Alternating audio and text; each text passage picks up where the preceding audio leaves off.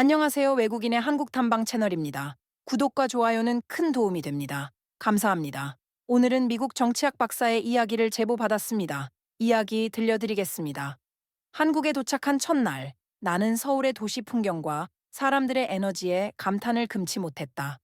뉴욕에서 정치학을 연구해온 나에게 한국은 그저 연구 대상으로서의 흥미로움을 넘어 그 자체로 매력적인 나라였다. 나는 이미 한국의 민주화 역사와 현대 정치에 대한 논문을 쓰고 있었지만 실제로 이 땅에 발을 딛는 것은 전혀 다른 경험이었다. 그리고 나는 곧 그 경험이 나의 정치적 이해와 연구에 얼마나 큰 변화를 가져올지 예상치 못했다. 내가 한국에서 가장 처음 접한 역사적 인물은 바로 김대중이었다. 노벨 평화상을 수상한 대통령으로 유명했던 그였지만 내가 아는 정보는 단편적이었다. 한국의 민주주의 운동에 크게 기여한 인물로 박정희와 전두환 독재 정권에 맞서 싸웠다는 정도만 알고 있었다. 그러나 내가 한국에 머무르는 동안 특히 한국의 IMF 경제 위기와 그 위기에서 김대중 대통령이 보여준 지도력에 대해 듣게 되면서 그는 나의 연구와 사고의 깊은 인상을 남기게 되었다. 한국에 도착하고 몇 주 후 나는 서울대학교에서 열리는 특별 강연에 참석하게 되었다.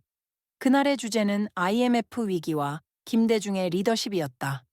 그 당시 나는 IMF라는 단어를 들었을 때 떠오르는 것은 단지 한 국가가 경제적 어려움에 처했을 때 지원을 요청하는 국제기관 정도였다.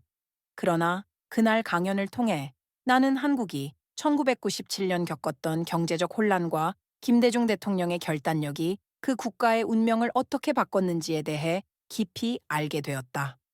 강연자는 먼저 IMF 위기 상황을 설명하기 시작했다. 1997년 한국 경제는 외환 위기로 인해 붕괴 직전까지 몰려 있었다. 대기업들이 잇따라 도산하고 금융기관들은 파산 직전에 놓였다. 실업률은 급격히 상승했고 많은 가정이 생계를 유지하기 어려워졌다. 한국 사회 전체가 불안과 공포에 휩싸여 있었고 사람들은 미래에 대한 희망을 잃어가고 있었다. 이 상황에서 김대중은 12월 대통령 선거에서 승리하며 대한민국의 대통령으로 취임했다. 그러나 그의 앞에는 수많은 난관이 기다리고 있었다. 김대중이 대통령에 취임했을 때 그가 직면한 현실은 그야말로 절망적이었다. 그러나 그는 굴복하지 않고 국가를 구하기 위해 필요한 조치를 취하기 시작했다. 강연자는 김대중이 IMF와의 협상을 통해 한국 경제를 구하기 위해 어떤 과감한 결단을 내렸는지 설명했다. 그는 경제 개혁을 단행하고 금융 시스템을 재정비했으며 구조조정을 통해 기업들의 부채를 줄이려 했다. 이 과정에서 그는 국민들에게 고통을 분담할 것을 호소했고 그 결과 전 국민적인 금 모으기 운동이 일어났다. 나는 금 모으기 운동에 대한 이야기를 들으며 깊은 감명을 받았다. 국민들이 자발적으로 자신들의 금을 내어 국가의 부채를 갚기 위해 노력했다는 이야기는 전 세계적으로도 드문 일이었다.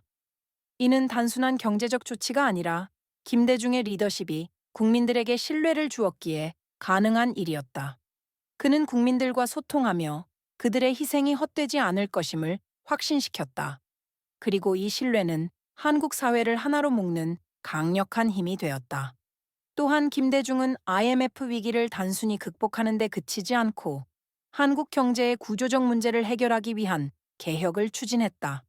그는 경제 전반에 걸친 개혁을 통해 한국이 다시는 같은 위기를 겪지 않도록 기틀을 마련했다. 특히 그는 정보통신기술 IT 산업을 미래 성장 동력으로 삼아 대한민국을 세계적인 IT 강국으로 만들겠다는 비전을 제시했다.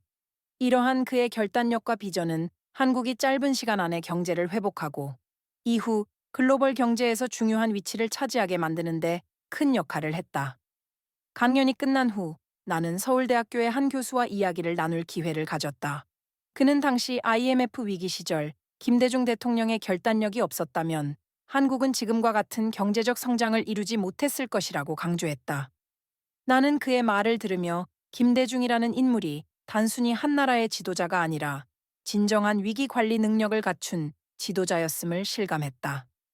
며칠 후 나는 직접 김대중의 발자취를 따라가 보기로 결심했다. 김대중 기념관을 방문하면서 그의 생애와 업적을 더욱 깊이 이해할 수 있었다. 기념관에는 그의 어린 시절부터 시작해 정치에 입문하고 독재 정권에 맞서 싸운 이야기, 그리고 대통령으로서의 업적이 상세히 전시되어 있었다. 나는 그가 겪었던 고난과 역경을 생각하며 그럼에도 불구하고 그의 신념과 용기가 어떻게 그를 이끌었는지 감탄하지 않을 수 없었다. 김대중의 삶에서 가장 인상 깊었던 순간은 그의 수많은 죽음의 위기를 극복한 이야기였다. 1971년 대통령 선거에서 박정희와 맞붙었던 그는 이후 독재 정권의 표적이 되어 여러 차례 암살 위협을 받았다. 그 중에서도 1973년 일본 도쿄에서의 납치 사건은 김대중이 생사의 갈림길에 섰던 극적인 순간이었다. 그때도 그는 포기하지 않았고 오히려 더욱 강한 의지로 민주주의와 인권을 위한 투쟁을 이어갔다. 그는 또한 남북 관계에서도 획기적인 변화를 이끌어냈다.